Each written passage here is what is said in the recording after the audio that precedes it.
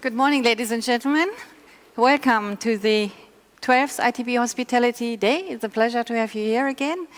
My name is Maria Pütz-Willems. I'm the organizer of this event and the editor-in-chief of hospitalityinsight.com, an online magazine for the hotel industry.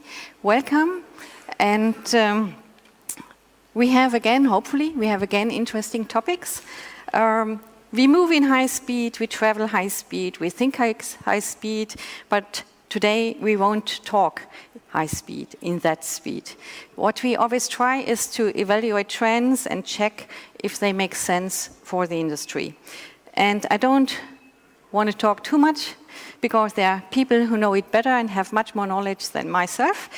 And so we will have guests for the topics hostels today, for digitization, Internet of Things and artificial intelligence. We talk about food concepts. We talk about safety and security, very interesting topic because it's not the classical topic you will expect.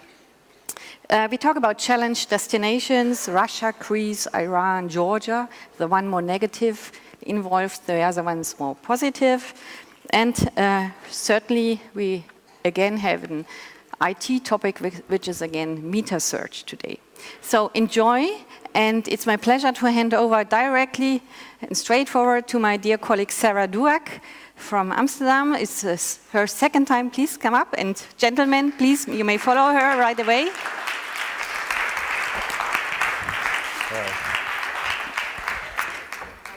Good morning. Sarah, sit down first. Yes. Relax. Sarah, it's her second moderation, and I know she's still a bit excited, like we all are up on stage. Yes, we make it easy. I don't know if my mic is, Yes, it's there. Shall I just be a bit closer? Is it better? Yeah, I believe so. Do you hear her? Can you hear her? Okay. Sarah is a very experienced travel journalist and also an expert in the hotel industry. And as she's based in Amsterdam, she was a perfect moderator to do for these panels because she managed, or we both together managed to find a Dutch connection here. Okay, have fun, enjoy it with Hostels. Well, good morning, everyone. Let me start by introducing our panel today. I will start with Paul Halpenny here, who is the Group Director of Supply at Hostelworld Group, which is, if I'm not mistaken, basically the OTA for hostels, right? Correct, yeah. We're an OTA, we're a niche OTA, very focused on the hostel industry. Great. Next we have Frédéric Fontaine, who is the Senior VP Global Marketing Innovation Lab at AccorHotels, which is slowly but surely entering the hostel market via a new brand called Joe & Joe. The Dutch connection here starts with Erik van Dijk, who is the Chief Operating Officer at Meininger Hotels, and it's a well-known brand in the hostel sector. And finally, we have Frank Uffen, who is the Director of Marketing and Partnership at the Student Hotel, which is a Dutch brand going international. I would like to start just with a few words regarding the topic we're going to talk about today. We're going to start with actually a hot topic, which is the hostel. Right now I know what you're thinking. You're thinking like beer spills everywhere in the rooms. You probably think about like squeaking beds and dorms with noisy neighbors. I can tell you that you need to think about it again because hostels over the past 2 decades have changed drastically.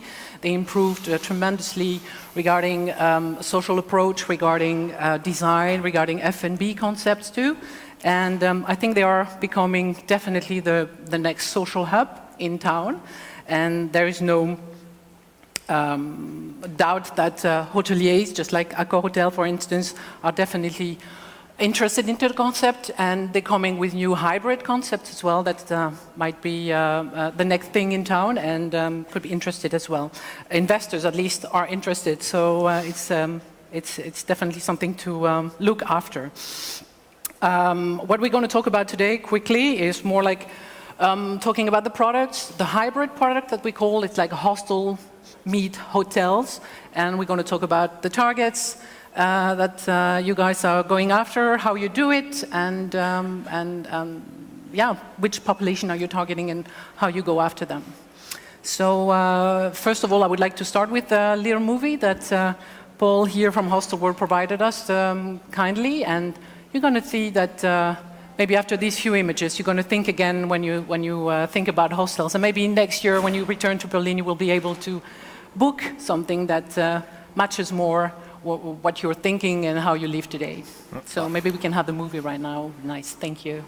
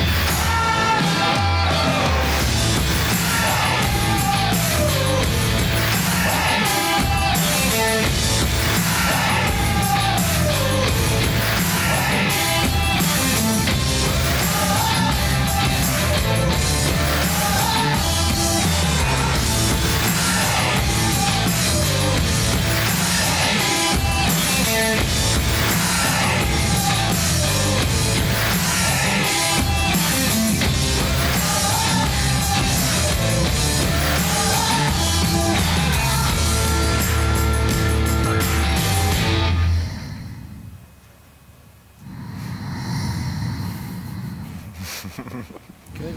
That's refreshing, isn't it? Yes. We're going again for it. It's that refreshing that we're going for a second round.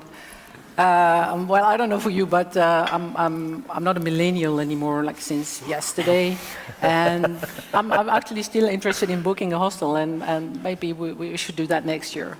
So that being said, I'd like to start with you, maybe Paul, just to set up the stage here regarding the topic and talk about, when we are talking about the hostel market, what is it about, and who is booking, what's the population, where they're coming from, and where are all those new hybrid hostels concepts popping up today? Sure. There's a lot in there, Sarah, so I'll do my best to kind of give a broad picture of the hostel space. But I suppose one thing I don't do is stay awake thinking about beer stains or creak and bunk beds. It's the fabulous product that's actually out there now, and it's trying to get that message out to a wider audience, and that's something that Hostelworld, along with all our partners around the world, are trying our hardest to do, and I think we can see the effect of that over the past 12 or 24 months. I suppose I refer to a report that was done by Focusrite about 2 years ago, and they tried to size the market. So they estimated that there was approximately 18,000 hostels on a global basis, and we would work with the majority of those. They're spread quite evenly around the world, but the hub of the business is still in Europe. About 60% of our business would actually go into Europe. And then if we look at the US, we have huge demand in the US, but there's a history there of branded hotel product. And I think across all of North America, we only have 400 hostels. So there's a big gap there. So the hostels, 18,000, they range in size, everything from Eric here from Meininger has product that's more than 1,000 beds. And then you have the smaller operators, independent operators that would probably have anything from 30 beds upwards to a couple of hundred beds. The industry is hugely fragmented. There would be approximately 8% of all hostels around the world are part of a chain or or a brand. After that, they're independently owned and operated. So with that comes huge challenge, but also opportunity. It's almost where the hotel industry was maybe 10 or 15 years ago. There's not the history of branding within hostels.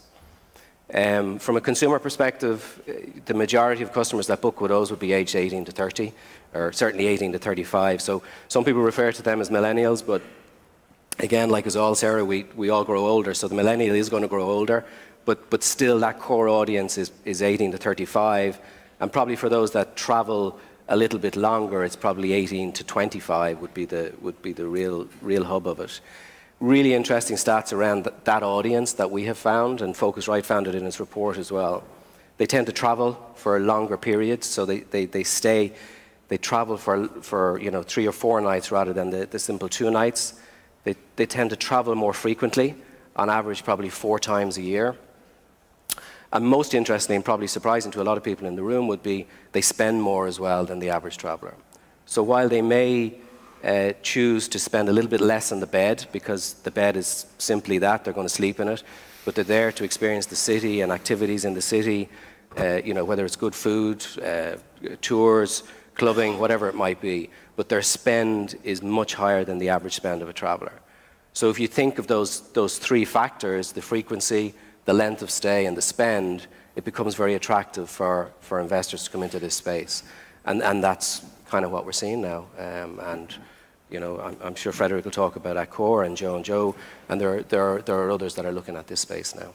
I was like, I noted a number coming from the United Nations World of Tourism who mentioned in a report that trips by people aged 15 to 30 alone will increase by 50% in 2020 to reach 300 million. I was just wondering if what you mentioned that actually the spectre is larger than just teens and students fresh out of college. And I guess the market is actually larger than 300 million. Am I correct?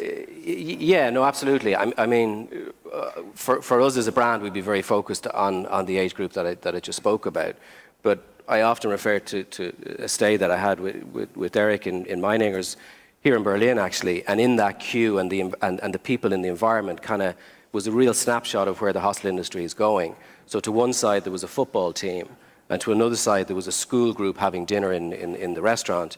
And in the queue was a backpacker, a businessman who was clearly in a suit and tie and had his briefcase with him, and myself. Now, I don't know where I fit into all of that, but I'm one of them. And so it was a real diverse mix, and I thought that was, that's a snapshot.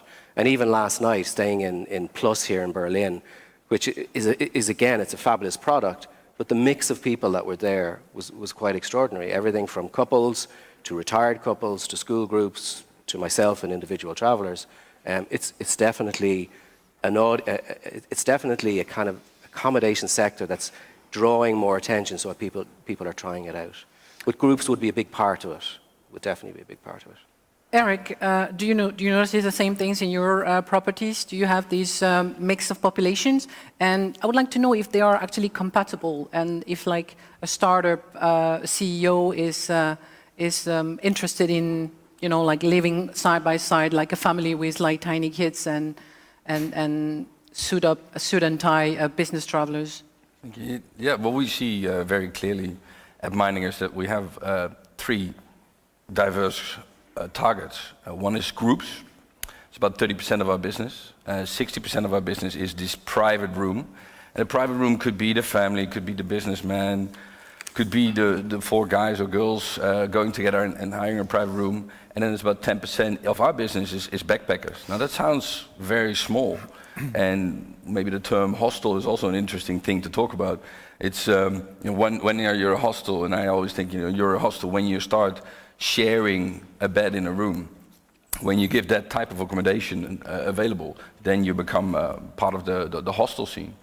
What is else that needs to be there is sort of this common space. That's another requirement.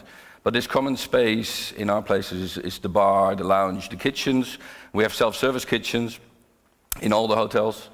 And that's where the backpackers then end up. The school groups use it more for the lounges and the rooms and do a bit of the educational meetup and go and discover the city, doing a whole program.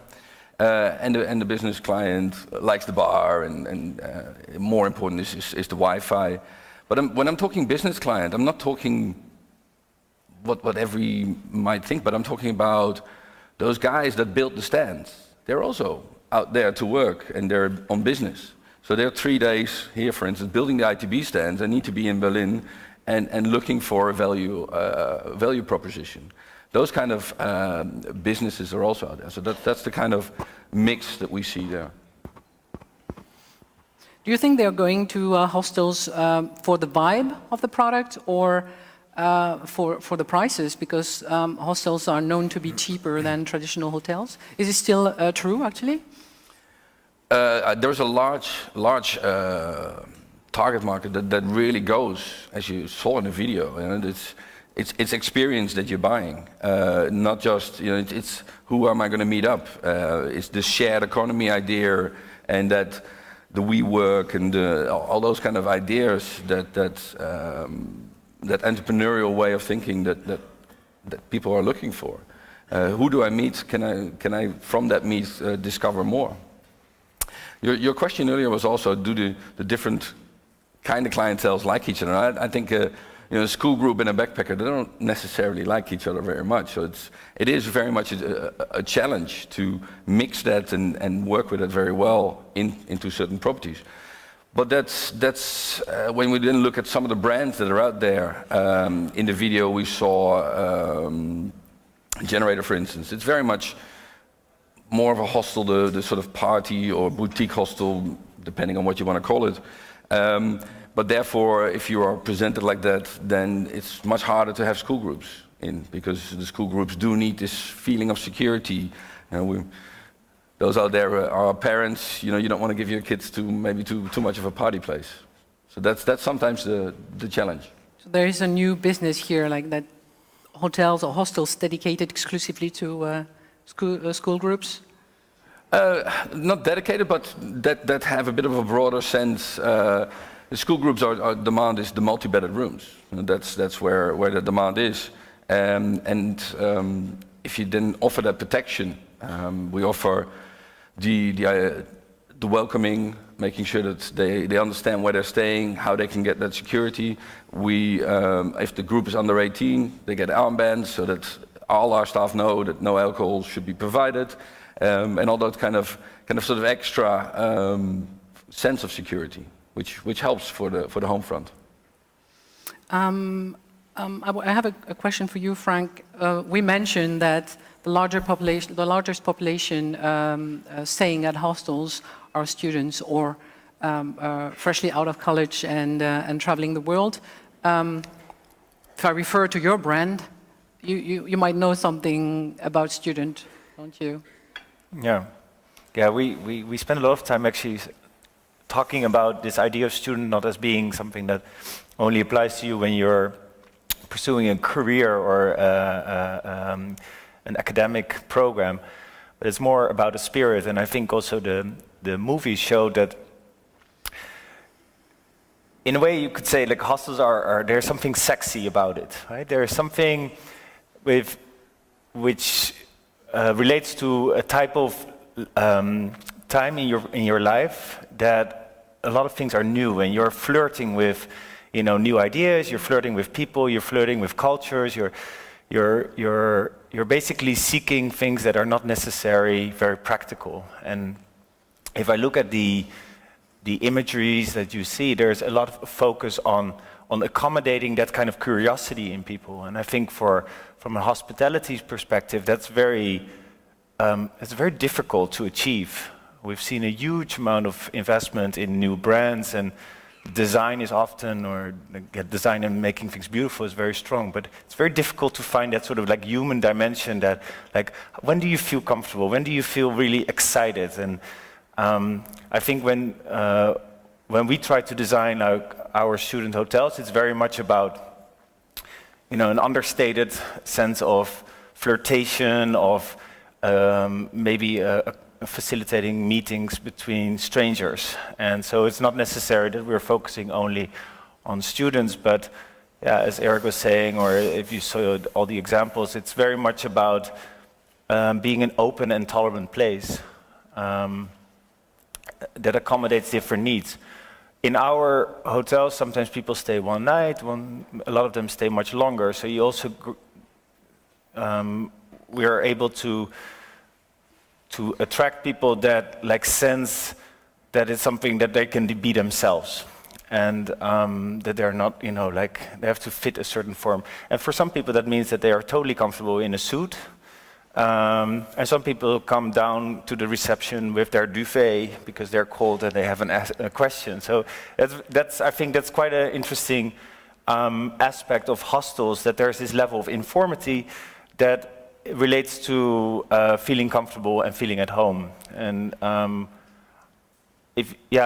think we're like from Joe and Joe to Meininger to Generator to us, we become better at that. And yet you do not consider yourself as a hostel, right? No, I mean we in the traditional sense of like the hostel that you would share like a room with strangers. Well, that happens as well in the student hotel, but I think that would be intentionally, well, especially in Amsterdam. Or not necessarily sharing the bill then. But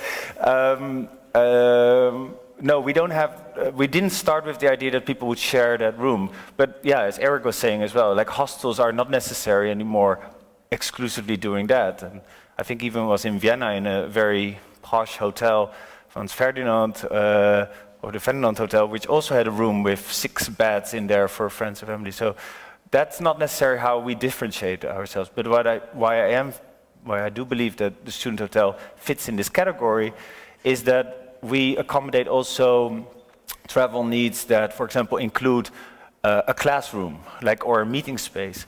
And that's very interesting because if you work with schools, and we work a lot with universities, the sleeping need is only one part of the travel need. And so an increasing amount of our revenue comes from renting out classrooms, having shared dining with like big groups, enjoying breakfast together, but also sometimes lunch or dinner with a teacher or an external party that provides a workshop. So that's also part of what we do. You mentioned the social hub or being placed in the city, and that's what you see with Generator and us being also known as places where people can go for coffee. And last Friday we introduced our first co-working space, which we rent out offices now and flex workplaces. So I think what hostels were doing earlier than hotels maybe is like take away some of the traditional boundaries, and that's where I see a lot of innovation going to happen in the next couple of years. I actually noted here that 9 out of 10 hostels have private rooms today. Is that correct, Paul? Yeah, no, absolutely. I mean, you'll find that the mix of bed count in an average hostel it could be half and half, as much as half and half. So that if as many private rooms as they do have dormitory style rooms. And I think that's just a demand thing, in the sense that maybe it is those millennials that are growing a little bit older but still want the social experience within a hostel. So like the private aspect of the accommodation, but then really want to be part of the social environment that's created within the hostel. Eric, I think when we prepared this panel, we talked over the phone. You mentioned a term that I didn't hear before, which was It was flashpackers, right? Yeah. Can you explain to the audience what you mean with that? So flashpackers is that terminology where you used to be a backpacker and you love the atmosphere, but now you have a good job and you fancy a bit more of that private atmosphere. So you do a private room, but you still want to stay in hostels, so you do the private room, but become for the public spaces and for the connections with the people. So there's a nice term for that. Okay. I have a question for you, Frédéric, finally. We mentioned the word hybrid, and your group is definitely coming with such kind of products, like a hotel meet hostel. And I would like you to take a chance here to explain actually what your product's going to look like, and who are you targeting, and where are you going to settle actually? Okay, thank you very much. We are, as you probably all know, we are what you could call a classical hotel group. We started over a year ago looking at what we call the millennials, so the 1835, and trying to understand what was their real drive and need in terms of traveling. So a lot of this has been covered in terms of potential, social, etc. We looked at it. We spent a lot of time on the user experience. Okay, so understanding, discussing, tweaking, testing what they actually really want. And we came out with this sort of a hybrid version, if I may, which has three main pillars. Okay, the first one is when we asked them, where do you travel? A lot of them say, we obviously stay in private rental. And when you ask them, why do you stay in private rental? They tell you, I like private rental because apart from the price and the location, what I like about private rental is the freedom. Okay? Is I can do what I want at the time I want. And in a more traditional hotel, you have to respect check-in, check-out, eating times, etc. So we really took that sort of freedom aspect in mind, and to cover it through the experience that you will have in a Joe & Joe, because that's the brand we're talking about, which as an example is that you can have a 24/7 breakfast. Okay? If you feel like having breakfast at 4 o'clock in the morning, it will be possible. We also looked at this freedom aspect in terms of design, because a lot of the space that we are working on is very open. Okay, so this idea of really getting rid of, of partitioning and walls, and you have to eat here and meet here and sleep there and etc. So we obviously have partitions in the room, but in the bedrooms, but we really want to make it as open as possible. Not to be too long, the second aspect we took was a lot of what we looked at the market, because I stayed at Meininger, I went to student hotel, we obviously spoke with Paul, we went to Madrid, to Italy, to everywhere. And what we learned from there is the social, okay? It's really that social hub.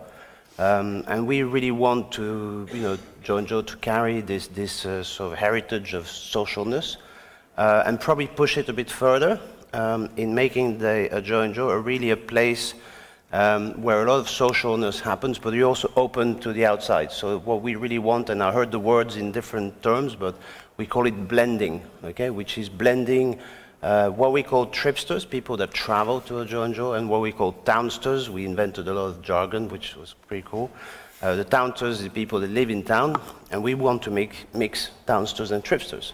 So you will have yoga lessons, done by a night-side person.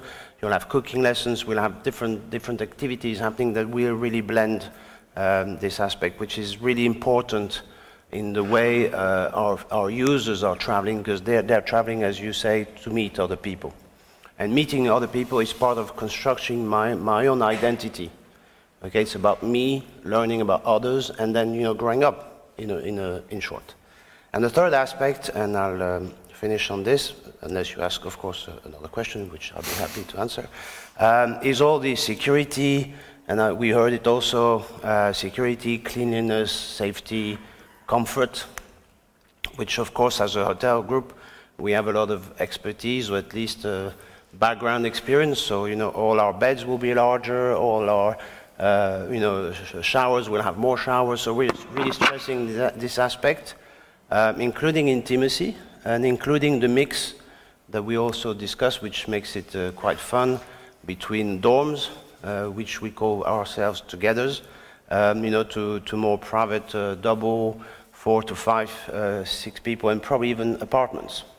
The whole idea is to be very flexible on the programming of the space, but clearly selling a bed is a key element for us, because it's part of the accessibility of the product. So if you take an example in Paris, you could sleep in Paris in a Joe & Joe starting from 25 euros probably per bed. And for a hotel company like us that has only worked on bedrooms, selling bedrooms, it sounds very simple to move from bedrooms to beds, but it's actually much more complicated than that, because it also means that all our technical aspects, all our reporting, all our KPIs need to change, which is more an internal stuff than a guest-focused item, but it was interesting. And to end up, we believe the Joe & Joe will be a sort of laboratory, because we will test and learn and adapt. And what we learn from Joe & Joe, we'll hopefully also pass it on to some of our other brands, to try and make a hotel place a bit more social and a bit more cooler. So that's it, really. Design is important also, probably should say. We had actually some pictures. Can we see them right now? We had like pictures actually from Meininger and from the student hotel that we, if you guys want to comment over the pictures that you have here, you can one after the other. Well, this is a picture obviously of an entrance, but one of the questions we often got was like, are the students going through the same entrance as the hotel guests? And those questions come often from investors or people that are tend to perceive things as risks. And it was very interesting that was one of the things that came so natural to us as entrepreneurs, but was perceived as something that was breaking a rule in this case in the finance community. And what I like about the people that are involved also in the hostels is there's sort of like this a little bit of a rebel spirit that rules are not necessarily helping us. And so for us this was one of the things that we really became a badge of honor to challenge ourselves or to even apply like what we really believe in. You mentioned the increase of youth travel. In Amsterdam last year we have an increase of 25% of international students, and it's one of those realities that often we don't realize in Europe, and especially in this year where we're talking a lot about like resurrecting walls and boundaries between different communities again. I think what millennials, the luxury that millennials had was that they could think freely of where they wanted to spend time and where they wanted to develop themselves. And this is such a privileged understanding of that you have a global passport and it allows you to travel and it allows you to study abroad. And I think that what we try to encourage with our facilities is really to allow that kind of generation's promise to grow. And quite frankly, I think also at we honored with the design. You mentioned it's one of those things where you can show like we don't see you as the bottom of the food chain in terms of like not cheap and like we're not budget. We're actually very much working with a group that aspires to develop themselves and grow. And that's I think it's 2 days ago at the further down here at the International Hotel Investment Forum, like a CEO from Expedia said, like we have to really understand again what the promise of tourism and travel was, and that's like creating a better understanding of each other. And we hope that our students' hotel allow that aspect. So. Can we continue with the pictures? Sorry. Just to. So these are the basics. You have to have nice rooms, good beds. It's as I said, it's not a budget idea or like try to cut cost. Everybody understands this, especially if you stay somewhere 6 months. It's very important that you sleep well. It's also for us interesting that we see that this is a little bit what Airbnb is also showing that. When you stay somewhere 6 months, if you set up your systems well, you can also rent that room for 1 night. You just have to understand how it works a bit, but it's one of those things where we can move 1 semester room into a hotel segment during a summer period or when there's vacancy. So it's an attractive business park. So you have several properties. Do they all look alike, or do you have like a different vibe depending on the city where you are? Well, in Rotterdam, where we opened first, it's a very strong business university city, so everybody's like, like the young guys already wear the suits sometimes. In Amsterdam, we cater more to a diverse community with a lot of people come from art academies, so that changes a little bit the community. But it's not it's not a formula like. That every hotel is exactly the same, but we do believe that we have defined a DNA in the brand and the design. I don't know which picture comes next. With the pictures. Social spaces, restaurant, already mentioned by everyone else. It's nice that it becomes part of the city as a result of that, and allows also to create ambassadors in the city, which is nice, that people recommend you. This goes a little bit towards a discussion on the IOTAs, but for us, loyalty is, of course, an interesting aspect. We have a lot of distribution channels that we work with, but to make it very attractive for people to understand the student hotel is very important. So we like to have as many people as possible in our hotels. And that's your property in Groningen. It's in Groningen, right? Yeah, and that's. I don't know what your experience is with markets, but Groningen, a very important university city, but not a traditional tourism destination in terms of scale. With hybrids and hostels and formulas, you can also create or enter a market which a lot of brands would traditionally not touch. So that's something that I think is also interesting when you create hybrids or blended concepts, like the word. So this is one example. Yeah. So very quickly, because I know time is running out. These are a few illustrations of the future openings of Joe & Joe. Just we have two already signed up. There are two new builds. They're both in France for the moment, but we are looking at every destination across Europe, Asia, and probably North America. So these are pictures from the Paris one. As you can see, we had very different, I would say, design. We worked with a designer called Benson, which is a British designer. We chose him because he specifically never did any hotel, any hostel or anything that related to sleeping. He has worked with YouTube, with Google, with Jay-Z, Beyonce, so he's a bit of a crazy guy, but he's a lovely person, and he works very freely. So you can go. This is an example of the Paris. That's the what we call the Together, or traditionally called a dormitory.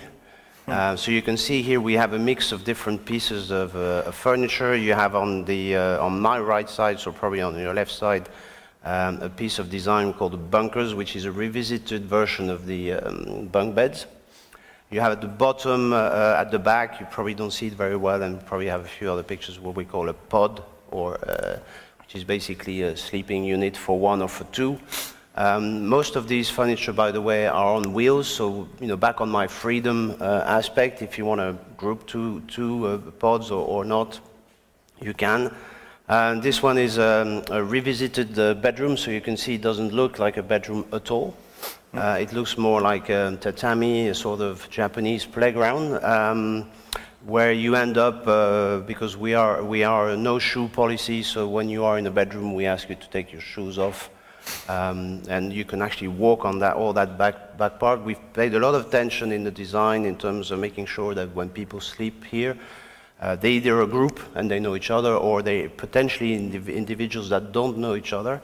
But when you actually sleep there, you don't see each other. There's a lot of detail in terms of when I'm on the right, I don't see the guy on the left, and so preserving intimacy. I think you probably have other slides, maybe not. Okay, so this was Paris, and we also have a unit opening in Bordeaux. Both of them are between 550 and 670 beds. So and when is the opening planned for? The good news is we have two signs. The bad news is there's construction, so I cannot speed them up. One's going to open at the end of 2018, and Bordeaux probably early 2019, but we may have a surprise for you before the end of the year. We have a project that sounds very good, opening maybe this year. You also are going to open a pop-up, Joe & Joe, I heard from your CEO recently. Exactly. So that's why I can't really talk about it. Well, he already word is already out. You're already out there. Watch the news. It's going to be fun. It's going to be fun. It's related to surf, I would say, it's on in the Basque Country so in we're France, looking right? at obviously urban destinations.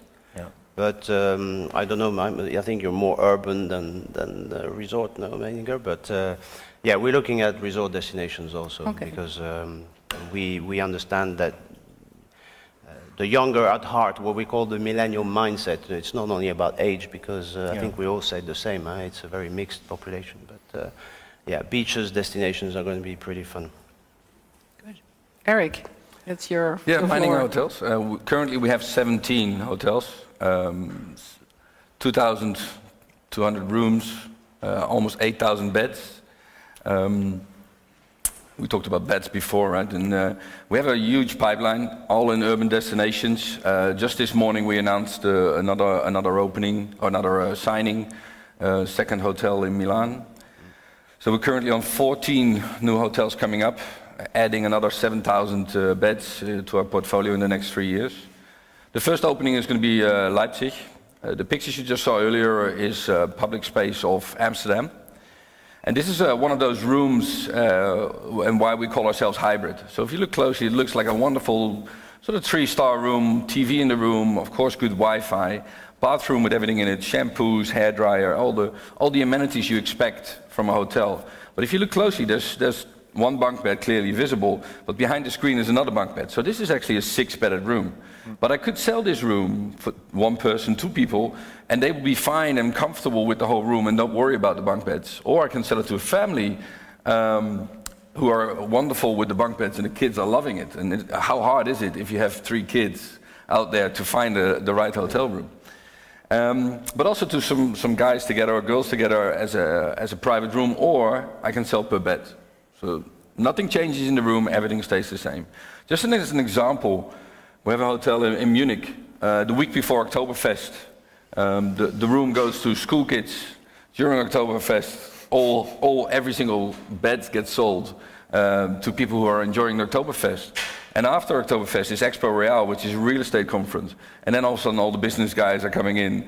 It's almost crazy that the lederhosen are exchanged for suits the next day. And it's really good fun. Yeah? But you see here is the breakfast room in Amsterdam. And this is an example of experience space in Brussels. Brussels is a beautiful building, an old brewery. So we left much of the features inside and really comes out tremendously well. Look us up in the hall 4.1. We have a stand there showing all the new properties and all the new designs. Because we talked a little bit about, what do you do in each of the locations? And we very much go for a theme in each of the locations. So you bring your own new design in, and because people come to these places to discover the local experience. So in Brussels here, we used a lot of local artists and brought the whole artist industry within the hotel, and also back out. In Rome, we're going to use the cinema history of Rome, so that you can see where the movies were taking, and that being in part of the design. In France, beautiful Art Nouveau kind of look and feel and colors. So that's looking forward to opening that all and showing you. When I look at those pictures, I'm actually quite impressed. I visited myself a couple of hotels in the world and across the world, and I'm impressed seriously by the quality, by the design, by the thought that you put into the product. Yet I'm wondering, how can I pay 20 euros a night and stay in such a beautiful place? And I was wondering, actually, in terms of prices, yourself, Frédéric, with Joe and Joe, what range are you thinking about? And Eric, maybe you can give us like a range of prices that you charge today for a night. I think Frédéric just said already 25 euros in Paris, and if you look at the square meterage you're offering for that 25 euros, let's assume there's 4 people in there. That'll be 100 euro for the room. Now, that room would be 3-4-star size in total. So, are you getting that plus the additional spend that the guests are having? Right? Because they're like, they want to get a coffee, they want to get breakfast, they want to do all the other things, and the social element is making them spend. You can't keep them, they want to experience the city as well, but they are going to spend money. So 100 euro is a very good average rate compared to some of the 3-star hotels we're getting. And we actually we benchmark ourselves out there in the industry, and so you look at Motor One, Holiday Inn Express, Ibis, and we actually see that we have, on a RevPAR basis, so a revenue per available room basis, about 15% more in total space. And that's really interesting that comes out. Right? Frédéric, do you also... Yeah, maybe just, I think you touched on it. I mean, without wanting to sound like we're cramming more people per square meter, but there is a notion of course, of density, which you don't feel because you can see the space available, which makes the revenue more interesting. What I'd like to give is an angle from a hotel to for hybrid version. That's interesting. From a hotel perspective, we as you said, we really work on revenue per available room. With Joe and Joe and probably our colleagues, we are looking at it at revenue per square meter. More than just per bed. And I think, as we mentioned before, it's not because you are 25 euro that you need to deliver a cheap and nasty experience, because people would not come anyway. So we are trying to convert, flat cubic meters, flat square meters in cubic meters, if you understand the idea of having all that experience. And probably to finish, when we worked on Joe and Joe with the designer, we spent a lot of time on cost. Because good design doesn't mean expensive design. And I'll give you just one example. We have in our showroom, Joe and Joe in Paris, we have a huge screen. We could have thought about having a very costly piece of equipment, TV. And actually, we made a choice of a very affordable HD projector with a vinyl screen. It looks absolutely crazy. It's really nice. It's massive, and it costs nothing. And the experience that you send out is just wow, and yet you're not spending fortunes on the equipment. So it's not easy to do. Huh? Not everyone can do that, because those pictures, including those that you have in front of you, are pretty cool. But you can actually fail. You can actually do what looks like good design and actually is not very good design, or looks cheap. Yeah. So it's a combination of expertise, costs, and making focus that you deliver something that's pretty cool. If I may add just one word, because I like the idea that we worked with our designer, is you mentioned the question, are all the units going to be different?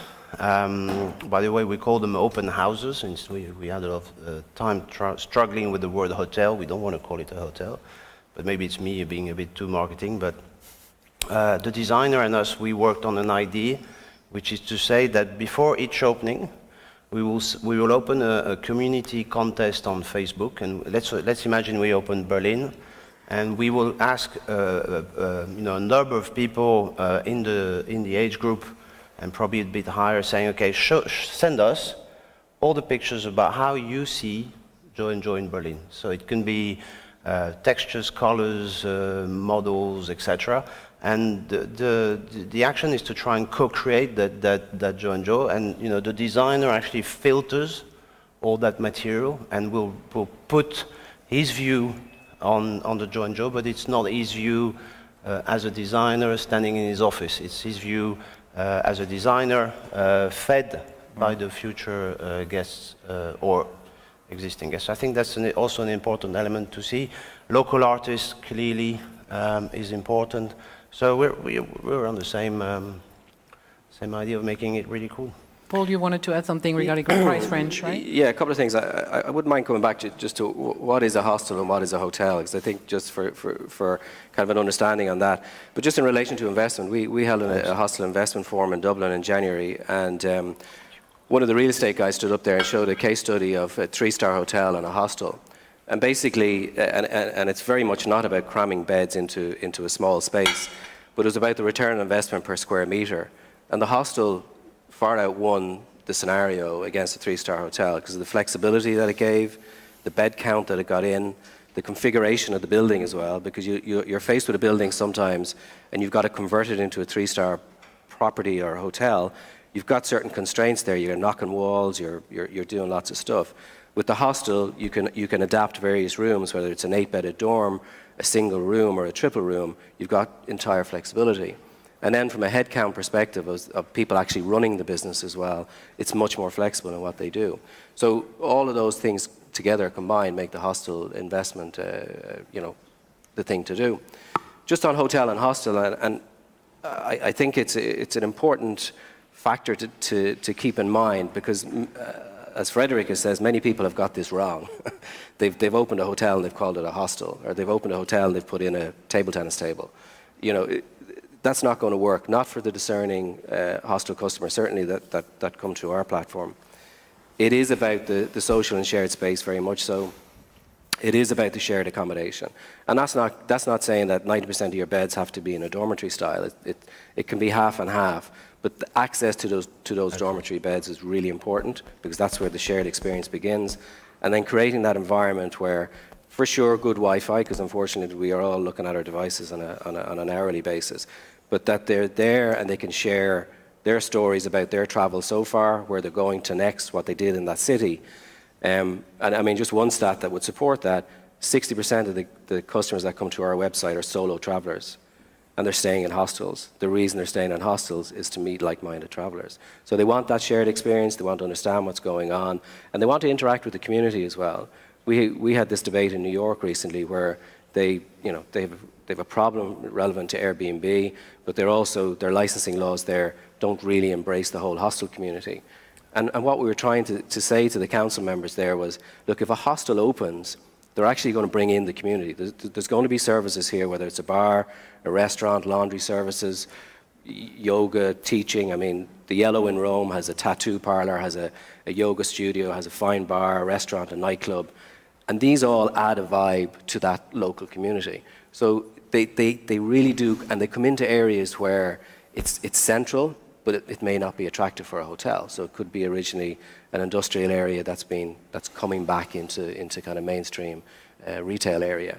So the opportunity is huge, but to distinguish, all I would say is be cautious about what you do from the point of view of opening a hotel and putting in something that you think a hostel guest wants. Look and embrace it. And in fairness to Frédéric, the research that Accor have done around Joe and Joe, they're the first ones that have really said, we get this, we understand it, it's shared accommodation, it's multiple types of accommodation, and all the other services that go with it. So I've no doubt it'll be a big success. And there's one point interesting in what you say, Paul, is that the city councils today, when you are looking for new land or opportunities, they are looking for this type of I don't like the word product, but brand or experience, because it's opening up to the community. It's not anymore a place where you only go if you travel. Yeah. It's a place that actually, as you said, blends with the rest of the city. It gives accessibility. It's mixed generations. I like this quote of a guy that traveled to Australia. He was probably 50 or 60, loaded with money. Big Mercedes, or driving around the hostels. Then he was texting his friends saying, "I feel alive," which was I thought pretty cool. I was wondering, as you are representing one of the leading hotel chains in the world, if the hostel product today, or the hybrid hostel hotel product, is not like going to eat up the low budget hotel brands that you have in your portfolio, for instance? Well, I personally don't believe so. First of all, because of course, if you take Ibis in our portfolio, you're talking today over 2,000 units. We open an Ibis every 2 days, so the rhythm is still there. Yeah, it sounds awful, but it's reality. What we're going to test with Joe and Joe, we're going to learn, and whatever we can import in our brands, we'll do. Because that's the experience that you learn from it. But you will still have people that travel, to let's call them classical hotels, but that there is this vibe around the hotel industry today, where everyone talks about it. It's nothing new, okay? That what we used to call public spaces need to be actually really public spaces. But it also depends on the size that you have available. But yeah, I think it's not going to damage. Yeah. And I think it's probably the reverse that can happen, is it can probably feed our economy or budget brands. One of the problems we have is fulfilling demand. We actually don't have enough hostels in the world. And to kind of prove that, we have, there's about 15,000 hostels on our website, but we show 35,000 properties. 90% of our business goes into the hostels. So when we have no availability in hostels, and we're still showing hotels and guest houses, a lot of the customers don't actually book. They go to the next city that's accessible with a low-budget airline, and they actually book the hostel. Okay. Now, you might ask, why do you actually show the rest? Well, we do it in order to give choice and to kind of give price comparison and stuff like that. But the hostel customer, per se, is very focused on staying in And the customers in hostels are loyal? We're no fools. They're not necessarily loyal to us, but they shop around online for sure. But I think the experience of staying in a hostel within that age category, kind of 18 to 30, I think they really they seek out that experience within the Derek, hostel. you notice that as well in your properties, the loyalty of customers? Yeah, I think, but I think the challenge for them to stay loyal, the difficulty is, are there enough of the brands that are everywhere yet? So, we only have 17, only, I say. If you build every 2 days one, then there needs to be much more. That's right. But so yes, we see very much a look for Meininger. But it's getting the product into the cities that takes time. Okay. Just before we end up this discussion, I would like to ask a question to the audience. You have a little device on your chair. If you can grab it, and I'm going to ask you a question. If you can just press answer A or B, and you have 10 seconds to do it. So the question is, do you believe traditional hotel chains understand what the hostel spirit is all about? The answer is yes. Huh? Yes, it's just another type of accommodation, or no, they have no clue. That's a bit You have 10 seconds. That's a question. If I didn't. You're not allowed to vote, so If you take Accor out you of can it. comment on the results, but for now you're not intended to vote.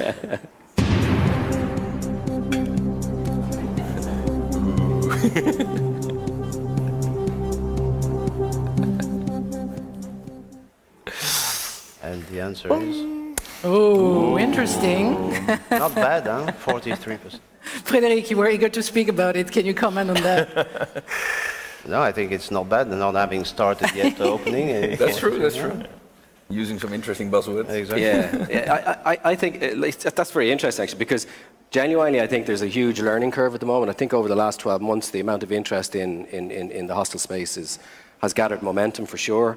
Accor definitely leading the way from a hotel group perspective, and I think when you have the largest hotel group getting into the hostel space, it's brilliant for the hostel space because it creates awareness, but it also gets the other hotel groups sitting up kind of going, what's this about?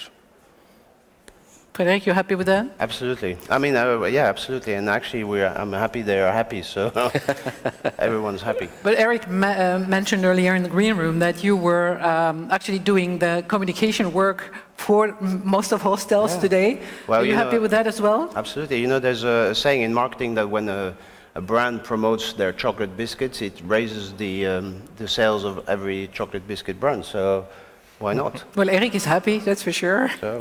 Yeah, and it's If you can do the same for us. clearly it's a differentiating product.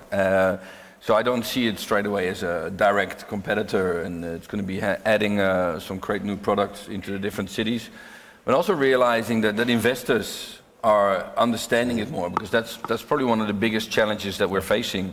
That real estate people and investors and banks don't really understand the hybrid hostel sector.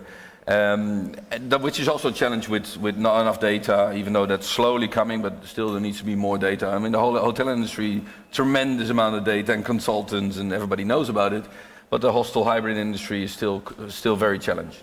Well, we're going to keep looking at what you're doing, and I'm sure the audience today learned a little bit more about the hybrid product in the hostel market. And maybe you won like a few customers here today, so it's a win-win situation for all of us. We are recruiting. Thank you, everyone, for joining us today. I appreciate it. Thank you, Sarah. Thank you.